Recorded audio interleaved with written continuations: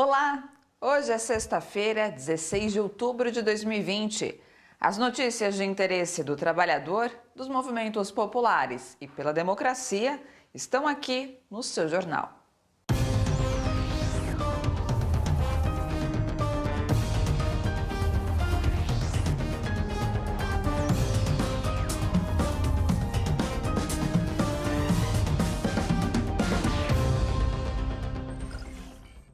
Hoje é comemorado em mais de 150 países o Dia Mundial da Alimentação. A data alerta sobre a necessidade de garantir uma alimentação saudável, acessível e de qualidade para todos. Mas aqui no Brasil, o cenário atual é dramático. A reportagem é de Daiane Ponte. Além do Dia Mundial da Alimentação, hoje também se comemora o Dia Internacional de Ação pela Soberania Alimentar dos Povos e contra as corporações transnacionais. Durante a semana, movimentos populares realizaram ações para alertar a sociedade sobre a insegurança alimentar no Brasil e até uma agenda de lutas foi criada. Nesse outubro, considerando todas as limitações de ações de rua, de ações mais diretas, inclusive de questionamento direto e denúncia do agronegócio, das grandes empresas multinacionais, o Movimento dos Pequenos Agricultores converte as suas ações ao longo dessa semana. O tema do alimento, ele não tem sido tratado à altura com o golpe, pós-golpe, desde do Michel Temer. Essas políticas elas foram paulatinamente cortadas. Um relatório lançado nesta semana pela Organização das Nações Unidas para a Alimentação e Agricultura, com informações sobre o avanço da fome no mundo, aponta que o Brasil é um dos países com maior desigualdade do sistema alimentar. A lógica neoliberal faz com que os alimentos eles saiam do pequeno produtor e vá ser comercializado em âmbito internacional, em outros países. E a nossa população passando fome, uma fome severa, de quase 10 milhões de famílias em situação de fome, 70 milhões de pessoas em situação de insegurança alimentar leve ou média. Então nós precisamos mudar radicalmente o sistema alimentar para bases mais sustentáveis e também saudável. Para isso nós defendemos a agroecologia, que articula conhecimentos científicos, técnicas e os saberes tradicionais. A falta de políticas de valorização da agricultura familiar também contribui para que as pessoas tenham menos acesso à alimentação de qualidade. A agricultura familiar, isso é dados oficiais pelo próprio IBGE, em pesquisa a um período anterior, é responsável pela produção de 70% do alimento na sua diversidade, daquilo que chega na mesa dos nossos trabalhadores e trabalhadoras do Brasil. Na medida em que não se coloca recurso para a compra dos alimentos desses agricultores para oferecer à população urbana a partir de políticas como citei anteriormente, do PAA, do PENAI, nas diversas modalidades, isso fragiliza os agricultores que, na medida em que não há uma segurança de que seu produto será comprado, com certeza desestimula esse processo de produção. E se agrava quando os agricultores e agricultoras não têm o acesso ao crédito à altura para fazer o investimento. E tendo a oportunidade de aprovar um PL que foi aprovado praticamente por unanimidade pelo Congresso e também pelo Senado, ele literalmente veta, bloqueia esse apoio à agricultura familiar camponesa. Então, com isso, nos preocupa muito essa insegurança se teremos colheita na próxima safra, né? Dados do IBGE apontam que entre 2017 e 2018, no governo Temer, houve avanço da insegurança alimentar grave sobre mais de 3 milhões de brasileiros em comparação com 2013. Sem ações efetivas do poder público, aliado à pandemia, esse cenário pode piorar. Nós temos visto nos governos Temer e Bolsonaro as reformas trabalhistas, a reforma previdenciária que tirou essa cobertura social de cidadania e prejudicou o acesso ao emprego, à renda e à qualidade do poder de compra do salário. Nós estamos vivendo um esvaziamento total do Estado e colocando a vida das pessoas, as necessidades primeiras das pessoas, à administração do mercado, o que levará à exclusão, à fome, à opressão e, infelizmente, à morte, como nós estamos vendo tanto no caso da pandemia, mas também pela violência institucional, pela falta de esperança da população.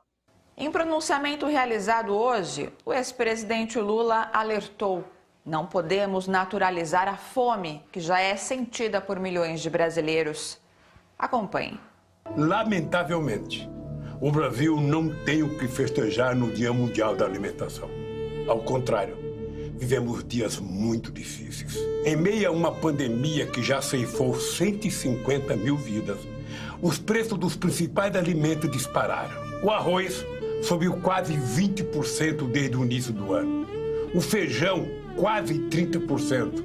E o leite, mais de 20%. Alguns produtos de primeira necessidade desapareceram dos supermercados. Tudo indica que os preços continuarão subindo nos próximos meses. É a face mais cruel do terrível fantasma da fome rondando de novo os lares de milhões e milhões de brasileiros. Há poucos dias, o IBGE divulgou os números de 2018 sobre a insegurança alimentar no Brasil. Eles confirmaram o que os brasileiros já sabiam. Os casos de pessoas com fome voltaram a subir fortemente. Mais de 10 milhões de brasileiros e brasileiras, inclusive crianças, estão passando fome. 6 anos atrás, o Brasil conquistava o respeito e a admiração mundial ao ser declarado fora do mapa da fome da ONU. Depois do golpe contra a presidenta Dilma, o país deu marcha ré. Os golpistas mergulharam nosso país num poço sem fundo. Não são números do PT, são números da ONU. É inaceitável que no Brasil tantos homens e mulheres e crianças não tenham o que comer. Afinal, somos um dos maiores produtores de alimentos do mundo. A fome é o resultado da irresponsabilidade e da insensibilidade de governantes que não têm interesse em enfrentar e curar essa chaga. Eu não me canso de repetir que a fome é a arma de destruição em massa mais poderosa e perigosa que qualquer outra que o homem tenha inventado. A fome não mata soldado no campo de batalha, não mata inimigos, não mata terroristas, ela mata crianças inocentes. Companheiras e companheiros, não podemos naturalizar a fome, como não podemos aceitar passivamente a irresponsabilidade no tratamento do Covid. O Brasil já provou que pode vencer suas adversidades. Vamos outra vez juntar forças para reconquistar a democracia, vencer o Covid, o desemprego e a fome. Entidades e movimentos populares realizaram nesta sexta-feira diversas ações de solidariedade, protesto e denúncia contra o governo Bolsonaro, que está levando a passos largos o Brasil de volta ao mapa da fome. Neste Dia Mundial da Alimentação, assentamentos e acampamentos da reforma agrária no norte do Paraná doaram quase 5 toneladas de alimentos e 320 litros de leite integral para famílias de baixa renda. No Rio Grande do Norte, seguindo na construção de ações em torno do Plano Nacional Plantar Árvores, Produzir Alimentos Saudáveis, a Juventude Sem Terra realizou mutirões e coleta de sementes para a construção do viveiro da juventude no assentamento Osiel Alves, em Mossoró. Já em São Paulo, atletas e movimentos populares protestaram a 100 metros de altura. Eles pediram a saída de Jair Bolsonaro e alertaram que o preço da comida está nas alturas. A ação integra a Jornada Nacional de Lutas Periferia Viva contra a Fome, que realiza mobilizações hoje e amanhã em 18 estados brasileiros. Na Venezuela, projetos de agricultura urbana incentivam a agroecologia nas escolas. De Caracas, a repórter do Brasil de Fato, Michele de Mello, nos conta mais. Este es el laboratorio de bioinsumo El Arañero. Aquí es un aula de clase donde los jóvenes, porque nosotros somos de primer año y quinto año, realizan algunas prácticas de siembra, prácticas agrícolas. La estética de la agricultura en Caracas es urbana, entonces la mayoría de la agricultura que vemos aquí tiene ese fin de que se pueda adaptar en cualquier espacio de la casa. Como esta es una escuela de técnica industrial, la idea es como irle aperturando esa gana de investigar. O projeto El Aranheiro foi criado há 3 anos na Escola Técnica Industrial Rafael Vegas, no bairro de Catia, zona oeste de Caracas, capital da Venezuela. Anualmente, cerca de 150 estudantes aprendem mecânica industrial, como também a cultivar plantas nativas venezuelanas. De hecho, una de las cosas que se sueña en la escuela, soñamos nosotros de acá, es que nosotros podamos impulsar ingenieros agrícolas. Ya jóvenes que vayan, que sepan cómo ensamblar una pequeña máquina y cómo ellos puedan desarrollar, por ejemplo, molinos, moliendas, toda la maquinaria necesaria, porque también tenemos que ver, darle la vuelta a esa agricultura, esa monoproducción venezolana. Nosotros tenemos una agricultura monoproductora, entonces, ¿cómo puede ser integral? A proposta é criar ponto de referência de cultivo na região. Tanto os estudantes como a comunidade podem contribuir com a horta do projeto El Aranheiro e cultivar seus próprios alimentos. Assim, pretendem combater os efeitos do bloqueio econômico, incentivando a organização popular. Por conta da pandemia, as aulas estão suspensas, mas as coordenadoras Ana e Carmen mantêm viva a plantação.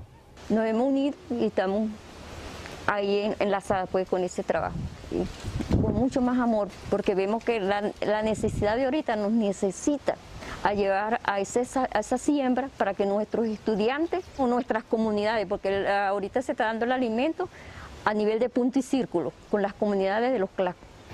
Yo estoy convencida que la agricultura es la agricultura del futuro, es la agricultura familiar comunitaria, totalmente, porque es la única forma. Engranándonos desde nuestra fuerza productiva va a ser la única forma hacerle frente a la violencia capitalista que apenas está iniciando. A Venezuela importa cerca de 80% do que consome e a agricultura existente no país é baseada nas grandes propriedades monocultoras, principalmente de milho. Desde o início dos governos chavistas, o Estado tem incentivado a agricultura diversificada e familiar como meio para garantir a soberania alimentar dos venezuelanos. Entonces, es una agricultura ecológica que para podernos mantener, es una agricultura familiar porque es la forma de la defensa de la familia con términos de alimentación, y comunitaria porque debe ser comunitaria, debe ser parte de la comunidad, debe engranar cadenas produtivas dentro de la comunidad. Daqui a pouco, infelizmente, o desemprego não para de crescer. Veja essa e outras notícias depois do intervalo. A gente volta já.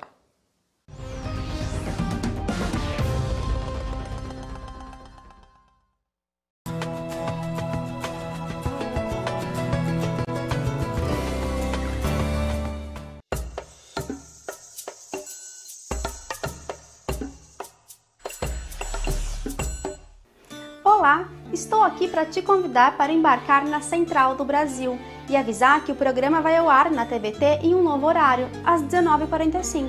No período de veiculação do horário eleitoral, o programa da Rede de Comunicação dos Movimentos Populares começa mais cedo, logo depois do seu jornal.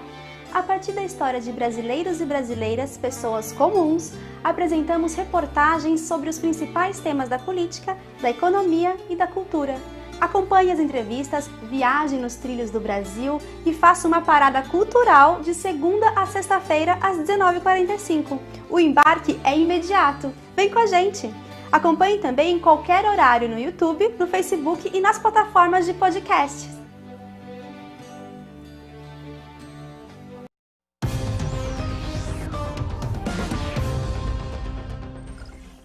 Já chega a 14 milhões o número de brasileiros à procura de emprego. Os dados são da PNAD Covid, levantamento realizado pelo IBGE para medir o impacto do coronavírus na sociedade brasileira. A taxa de desocupação no país está em 14,4%. O o percentual mais alto desde o início da pandemia. Em maio, quando o isolamento social estava mais rigoroso, a taxa estava próxima de 10%. A pesquisa mostra ainda que 83 milhões de brasileiros estão trabalhando. Uma taxa estatisticamente estável comparada com o levantamento anterior, na terceira semana de setembro. O IBGE informou que a divulgação de hoje foi o último boletim semanal sobre os impactos da doença no país e afirmou que a coleta de dados por telefone continuará, mas servirá para subsidiar as edições mensais da pesquisa, que devem continuar até o final do ano. Para Fausto Augusto Júnior, diretor técnico do DIEESE, o aumento do desemprego divulgado pelo IBGE é um reflexo da falta de medidas do governo de Jair Bolsonaro. Confira no comentário. Bem, hoje o IBGE divulgou a sua última pesquisa semanal da PNAD Covid e indicou ali o que já se imaginava, né? Ou seja, cada dia, cada semana que passa, a taxa de desemprego sobe. Estamos com uma taxa de desemprego aí chegando aos 14,4%, o que significa mais de 14 milhões de pessoas sem ocupação e buscando emprego, buscando trabalho, o que coloca para nós uma série de questões. Primeiro que, de um lado, a gente está claramente saindo do isolamento, ou seja, mais de 2 milhões de pessoas saíram do isolamento e passaram, então, a buscar emprego, a buscar ocupação. Na outra ponta, a gente já está com mais de 7 milhões de pessoas que não têm nenhuma medida de restrição por conta da pandemia, o que, de certo modo, vai deixando cada vez mais claro qual é a condição que a gente está saindo, de fato, dessa pandemia. Ou seja, de alguma forma, a gente já está com mais de 150 mil mortos, uma pandemia que continua com uma taxa ainda de mortalidade bastante alta, a nossa curva continua, ela está descendente, mas ainda continua num patamar bastante importante, e por outro lado, a gente tem aí a economia andando de lado, a economia, de certo modo, incapaz de gerar emprego para as pessoas que necessitam. Com tudo isso, a gente ainda tem a redução do auxílio emergencial à metade e a sua provável extinção em dezembro. Tudo isso coloca para nós um cenário de 2021 bastante preocupante do ponto de vista econômico, mas principalmente do ponto de vista social. O Brasil vai retornando aí aos países, ao mapa da fome, um conjunto bastante importante de famílias estão perdendo a capacidade aí de minimamente suprir as suas necessidades, o que coloca uma pressão em especial sobre o Congresso Nacional, na necessidade de colocar para votar a medida do auxílio emergencial e, de alguma forma, apontar como é que vai ser 2021. 2021, a lógica, inclusive, do orçamento se altera, voltamos à discussão do teto de gastos, tudo isso vai impondo ali um conjunto de restrições à despesa social, à ampliação dos direitos sociais, à sua própria manutenção, e a única receita que o governo tem apresentado é fazer reformas que, na prática, são mais uma desconstrução do nosso Estado de Direito, do nosso Estado de bem-estar social, em troca de uma sociedade que amplia sua desigualdade de um lado e de outro vai jogando para a miséria e para as condições muito difíceis um conjunto bastante importante da população brasileira. A proposta que o governo busca é, de alguma forma, fazer uma espécie de troca, né? Ele sempre tem buscado que quem vai financiar, de alguma forma, algum tipo de benefício para os mais pobres serão os outros pobres, serão o conjunto dos trabalhadores. O governo se nega, de fato, a enfrentar a discussão da reforma tributária do ponto de vista de onerar os mais ricos, de você colocar o peso da carga tributária sobre aqueles que, inclusive, ganharam dentro da pandemia, ampliaram a sua riqueza e, de alguma forma, tenta ali buscar saídas, tirando recursos dos pobres para colocar naqueles mais pobres. Acho que essa não é uma receita razoável, é uma receita que a população precisa saber e precisa se posicionar, e a sociedade civil tem que se organizar. De alguma forma, o que a gente tem visto nesse cotidiano também é que há muita desinformação. As próprias reformas que o governo anuncia que irão resolver os problemas, na verdade, muito provavelmente não economizarão quase nada, ou nada. Na verdade, elas caminham somente para retirar direitos do conjunto dos trabalhadores, como a gente viu no caso da reforma trabalhista de 2017, e com a promessa de gerar mais empregos e tirou direitos. E, na prática, o que a gente tem visto, como o próprio dado de hoje mostra, um aumento cada mês que passa, cada divulgação que aparece, o resultado do número de desempregados é cada vez maior. não são as reformas, ou seja, não é a desconstrução do Estado como a gente conhece, que de fato vai gerar emprego, vai gerar melhoria social para os brasileiros. É enfrentar as nossas desigualdades, é colocar política ativa de geração de renda para a população em geral, e aí, de alguma forma, avançar dentro de uma ideia de que o Estado tem responsabilidade social, tem responsabilidade econômica e precisa precisa agir em momentos em especial como esse de saída da pandemia e de uma queda econômica como a gente nunca viu no nosso país. No Rio de Janeiro, segue a campanha contra as demissões nos bancos que mais lucraram durante a pandemia. A denúncia da crueldade dos banqueiros é feita nas ruas, nas redes sociais e em outras mídias. Veja na reportagem de Viviane Nascimento. O relato real de uma bancária demitida se transformou em peça de denúncia. Eu tinha 33 anos de banco e estava em home office devido à pandemia. E no dia 1º de outubro eu recebo uma ligação dizendo para eu abrir meu e-mail. Ao abrir o e-mail, fiquei sem chão. Fui demitida dizendo que eu não tinha mais, utilidade para a empresa. E é um absurdo no meu ponto de vista, já que vejo que os bancos não deixaram de lucrar em instante nenhum, porque trabalham em horários reduzidos, economizam na higiene, na limpeza, papel, copina, cobram tarifa dos clientes, todas as tarifas são cobradas. E onde o banco está deixando de ganhar? Onde que a empresa está deixando de ganhar? A crueldade dos bancos está circulando a cidade, estampada nos ônibus, nas rádios e jornais, em faixas nas esquinas mais movimentadas do centro, em frente às agências, onde dirigentes sindicais fizeram piquetes para expor o problema a clientes e transeuntes. Essa é uma das atividades. Teremos outras em vários bairros da cidade para denunciar o descaso dos banqueiros em relação aos bancários, né? Porque a imagem do banco é o que eles mais prezam. Aliás, as propagandas são belíssimas, né?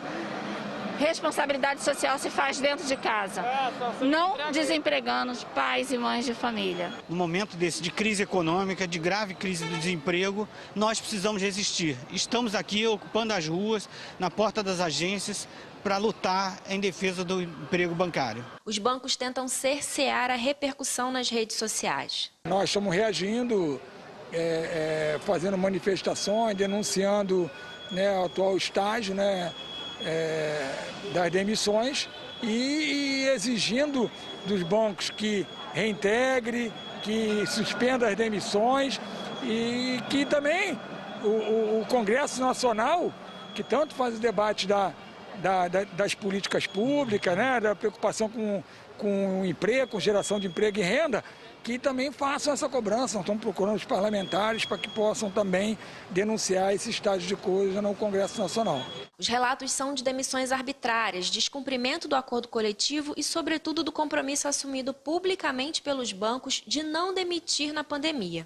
De acordo com o sindicato, a média é de pelo menos 10 desligamentos por dia no Rio. São demissões por videoconferências, por telefone. O serviço de medicina dos bancos, aliás, isso fere inclusive o Código de Ética Médica, Você tem trabalhadores com neoplasia, com lúpus e até portadores do vírus HIV, que estão sendo demitidos e a medicina do trabalho dos bancos estão simplesmente desconsiderando todos os laudos. Aliás, eles dizem assim, não precisa nem tirar do envelope. É muita maldade. Os bancos lucraram mais de 27 bilhões de reais somente nesse semestre. São empresas lucrativas que têm condições de contribuir com a economia do país, E não desempregar mais ainda. Colocar na fila do desemprego mais de 2.000 trabalhadores, tá certo? Sem expectativa nenhuma de realocação no mercado de trabalho. A gente volta a falar sobre o pronunciamento do ex-presidente Lula neste Dia Mundial da Alimentação. Para Lula, a fome voltou a crescer no Brasil devido ao desmonte de políticas sociais promovido pelo atual governo.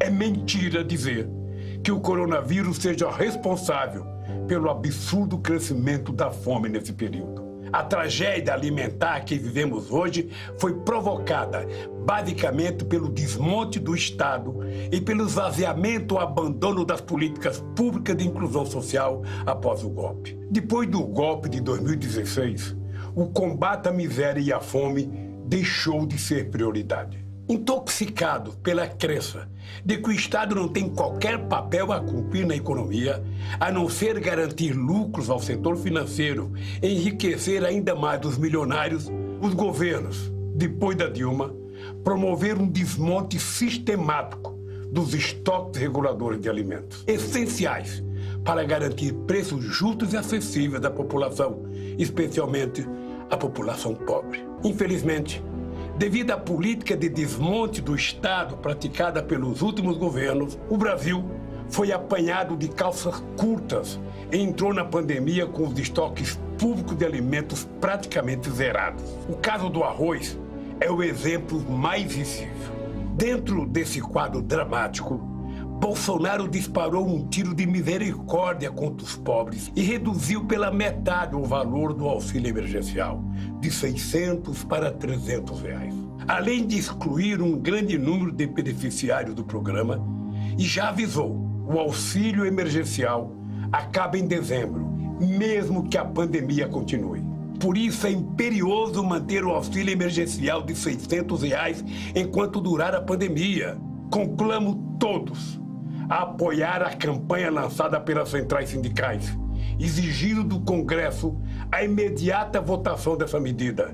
Nenhum real a menos. Depois do intervalo, o SUS mostra toda a sua importância durante a pandemia. Você vai ver já já.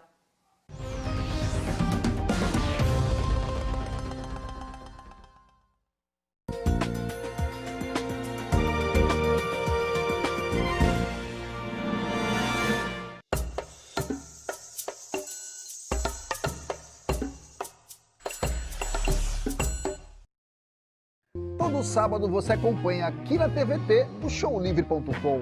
São shows exclusivos com artistas dos mais variados gêneros musicais, escolhidos especialmente para você. Showlivre.com, todo sábado aqui na TVT. Pública, digital e de graça.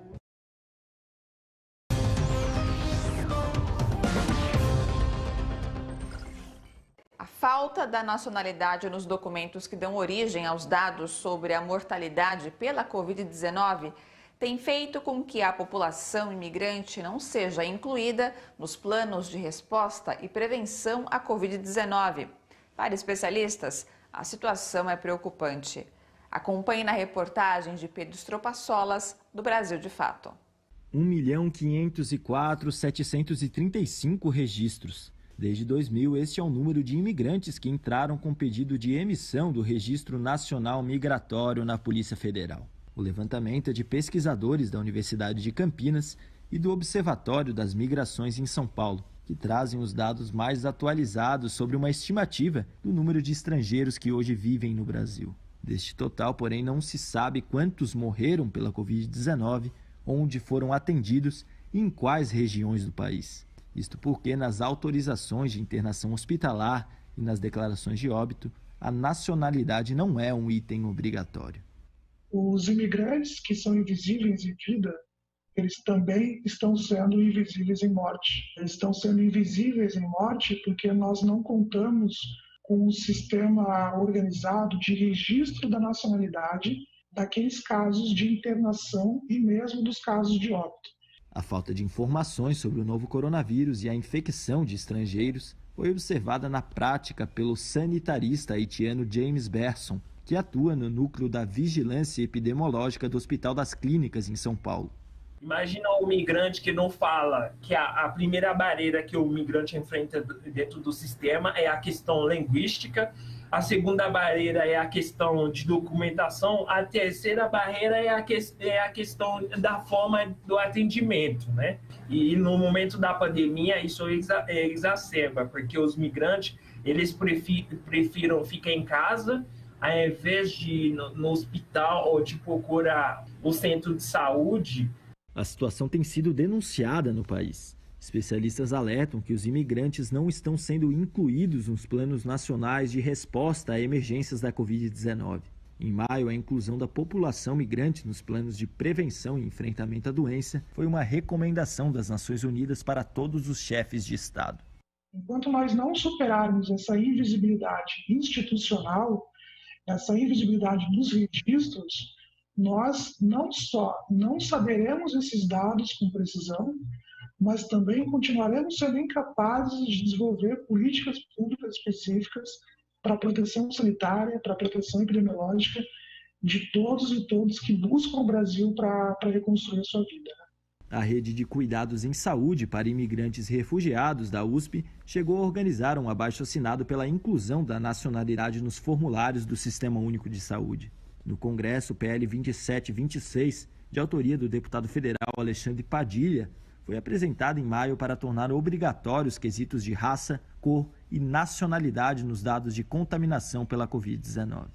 É um projeto tão importante que, na prática, ficou paralisada a sua votação, embora a gente tivesse conseguido aprovar na comissão da Covid-19, aprovar o requerimento de urgência junto às lideranças, está lá para votar, ficou paralisada essa votação por conta dessa ação da ocupação militar no Ministério da Saúde, que procura reduzir qualquer transparência em relação aos dados da Covid-19. A proposta foi incorporada ao PL 1622, mas segue sem resolução. Criado há 32 anos pela Constituição de 1988, o SUS é tão importante no Brasil que acolheu em Brasília a primeira vítima da Covid-19 no Distrito Federal, chegada da Europa e rejeitada pelo plano de saúde que paga há bastante tempo. A reportagem é de André Gianocari. 32 anos atrás, não havia assistência médica gratuita para toda a população. Isso só aconteceu a partir da Constituição de 1988, que criou o Sistema Único de Saúde, uma conquista dos brasileiros. Hoje, o SUS oferece uma rede ampla de acolhimento do suporte físico ao psicológico. Primeiramente, nós vamos reforçar a generosidade que é o Sistema Único de Saúde brasileiro, um sistema que é público universal de saúde, ou seja, no Brasil, desde o nosso texto constitucional de 1988, saúde é um direito de todos, um dever do Estado. Parece que, formalmente, a gente ter essas garantias constitucionais é pouca coisa, mas muitos países do mundo, inclusive em continentes que têm um processo de transição sanitária mais avançado, como vários países europeus, saúde não necessariamente é um direito, e é algo inerente à capacidade do Estado de ofertar serviços e ações de saúde para a população. O SUS passa por uma prova de fogo nesta pandemia. A Covid-19 já matou mais de 150 mil pessoas no Brasil. Mas a situação poderia ser ainda pior sem o serviço público. A primeira internação por Covid-19 na capital do país, que é Brasília, foi uma senhora que tinha ido para a Europa, para os Estados Unidos, voltou com sinais e sintomas da Covid, sempre pagou plano de saúde a vida inteira, foi para o hospital privado para ser atendida, quando o hospital desconfiou que ela tinha Covid-19 e mandou para o Sistema Único de Saúde. Na pós-pandemia, os desafios continuarão. Será hora de socorrer sobreviventes da crise sanitária. A gente vai ter um acúmulo, quando essa pandemia diminuir, a gente vai ter um acúmulo de necessidades agravado pelas condições de vida, aumento da pobreza, que realmente vão mostrar que a saúde vai ser um lado importante a ser cuidado por esse governo. Então, a gente chama a atenção que o SUS tem que estar fortalecido para isso. Antes do SUS, a saúde pública era vinculada à Previdência Social. Somente contribuintes tinham acesso, ou seja, era um serviço altamente excludente, bem distante do atual sistema, que busca ser universal, integral e gratuito. A proposta do Bolsonaro de orçamento para o ano que vem retira 35 bilhões de reais do Ministério da Saúde, retira 22% do orçamento do Ministério da Saúde. Então, temos um desafio imediato, que é garantir para o ano que vem que pelo menos os mesmos recursos que o Ministério da Saúde teve esse ano sejam mantidos, no mínimo os mesmos recursos. Não podemos permitir a retirada de cerca de 35 bilhões de reais, como quer Bolsonaro. Organizações, especialistas e personalidades brasileiras pedem em carta encaminhada ao Itamaraty e ao OMC, a Organização Mundial do Comércio, que a entidade aprove uma proposta para a suspensão temporária de patentes de medicamentos, vacinas e testes que possam ser usados no combate à pandemia de Covid-19. Veja na reportagem de Jô Miyagi. Neste momento de pandemia, é justo que empresas tenham patentes exclusivas sobre vacinas, remédios e testes de Covid? A Índia e a África do Sul acham que não, porque o direito à vida está acima do lucro. Por isso, foram à Organização Mundial do Comércio pedir a suspensão temporária de alguns direitos de propriedade intelectual relativos às tecnologias de combate ao novo coronavírus. O receio é que, por falta de condições financeiras, a população dos países mais pobres fique excluída do acesso às vacinas e medicamentos. As candidatas a vacinas que a gente tem hoje, várias doses delas já estão garantidas para países que são mais ricos. Então, por exemplo, a gente tem aqui no Reino Unido, eles já garantiram 5 doses de vacina para cada habitante, enquanto tem vários outros países, no mundo que não tem nenhuma dose garantida. Um estudo da Oxfam, publicado recentemente, demonstrou que uma pequena parcela de países desenvolvidos, de países ricos, já reservaram mais da metade das vacinas que são mais promissoras. Ou seja, das 5 vacinas mais promissoras, apenas um grupo de países desenvolvidos já reservou mais da metade das doses potenciais que nós teremos dessas vacinas, caso elas venham a ser bem-sucedidas. E o governo brasileiro, que sempre denunciou os prejuízos sociais do monopólio de patentes, desta vez se calou. Mas a sociedade civil resolveu criticar a omissão do governo Bolsonaro e apoiar a iniciativa da Índia e África do Sul por entender que a saúde não é mercadoria. A gente entende que a luta pelo direito à saúde no Brasil é uma luta popular também, não fica restrita às esferas governamentais. Então, se o Brasil hoje decide adotar esse posicionamento, não significa que sua sociedade vai adotar o mesmo posicionamento. Então, a carta vem nesse sentido. Então, a gente escreveu uma carta, que explica todo esse cenário e que chama a sociedade brasileira, entidades e cidadãs e cidadãos brasileiros a apoiarem essa iniciativa da Índia e da África do Sul. Muitos poderiam perguntar se é justo uma empresa deixar de lucrar depois de gastar tempo e dinheiro no desenvolvimento de vacinas e medicamentos. Mas os especialistas afirmam que, na verdade, esse tipo de argumento é uma mentira, já que grande parte dos investimentos nestas pesquisas vem de verbas públicas. Essa é uma grandíssima falácia e que a gente precisa combater sempre que a gente tiver oportunidade. Não é mérito apenas das empresas transnacionais trazer essas tecnologias para nós, e é fruto de esforço do povo, principalmente em países como o Brasil, com um regime de tributação regressiva, que nós temos o povo financiando o Estado em grande medida. Seguimos com a programação online da Agenda Cultural com atrações para garantir o seu final de semana em casa. Dá só uma olhada.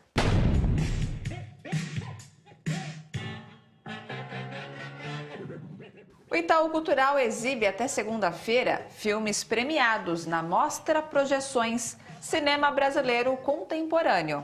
Basta acessar itauculturaltudojunto.org.br. É louco demais, Parar o som, véi. Que merda, véi. Pô, esses pés de bota, filha da...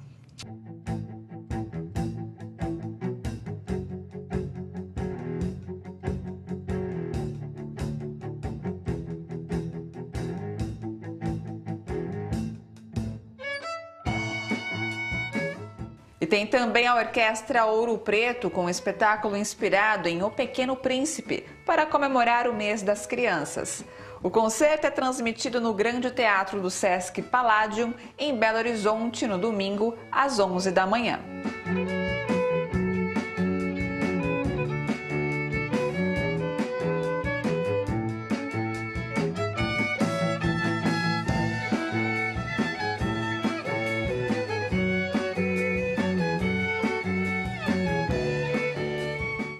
Confira agora fatos e imagens que marcaram a semana. Eu acabei com a Lava Jato, porque não tem mais corrupção no governo.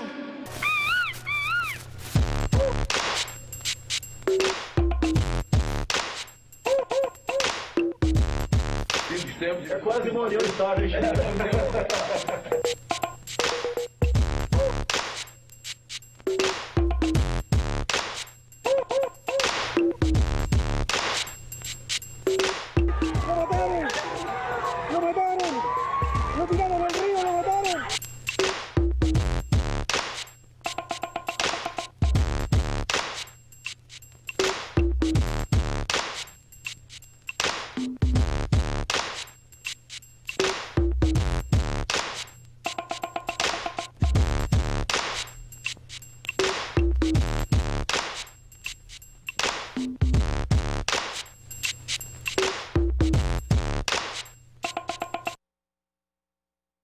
Hoje, 16 de outubro de 2020, você acompanhou aqui no seu jornal. No Dia Mundial da Alimentação, a agricultura familiar propõe agenda de luta pela segurança alimentar no Brasil. Índia e África do Sul pedem a suspensão temporária sobre patentes de medicamentos e vacinas contra a Covid-19. Pandemia mata mais de 150 mil pessoas no Brasil e médicos enfatizam: sem o SUS, o quadro de óbitos teria sido muito maior. Para assistir às reportagens do seu jornal e também os outros conteúdos produzidos pela TVT, é só acessar o nosso portal. O seu jornal termina aqui e a luta por direitos humanos e democracia continua.